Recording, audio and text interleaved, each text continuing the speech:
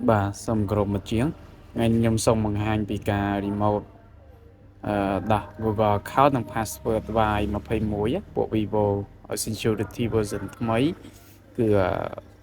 version mấy giống á cho mà sao mà chiมีปัญหาโทรศัพท์จบ Google account จบ password អាចឆាត Telegram ឲ្យខ្ញុំបន្តបានខ្ញុំមានសេវាកម្មជាបុកពីចង្អាយមកជាងហត់ចាំតែដល់ទៅរួចជាការស្រេចរាល់ប្រអប់គឺខ្ញុំ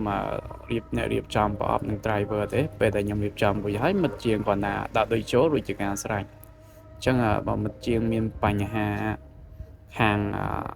software ទូរស័ព្ទជាប់ iCloud ឬក៏ជាប់ password ជាប់ SRP អីអាចទៅអ្នកនងយើងទៅបានបាទឥឡូវនេះខ្ញុំសូមបង្ហាញពីការ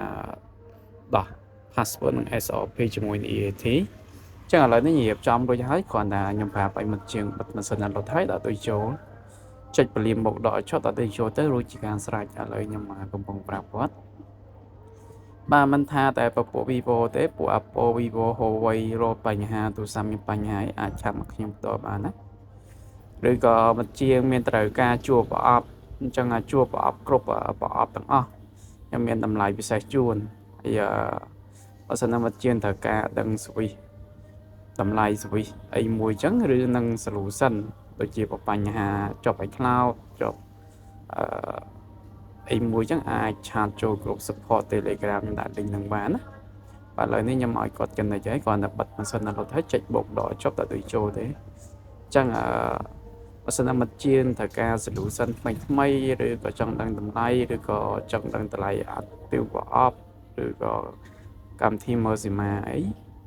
អាចចុចចូលគ្រប់ support នឹងបានព្រោះខ្ញុំផុសជាប្រចាំថ្ងៃក្នុងគ្រប់ហ្នឹងណាបាទហើយឬក៏ឆាតមកខ្ញុំផ្ទាល់បានបាទឥឡូវនេះគាត់ចុចទៅអញ្ចឹងEAT នេះក៏មានជួលដែរសម្រាប់មួយថ្ងៃឬក៏មួយឆ្នាំអីចឹងណាអញ្ចឹងខ្ញុំដាក់តម្លៃធូរតម្លៃពិសេសជួលណាបាទឥឡូវនេះវា reset ដែរបាទតែមួយคลิกតិចគឺហើយចុះ EAT ឡើយបើស្រួលយើ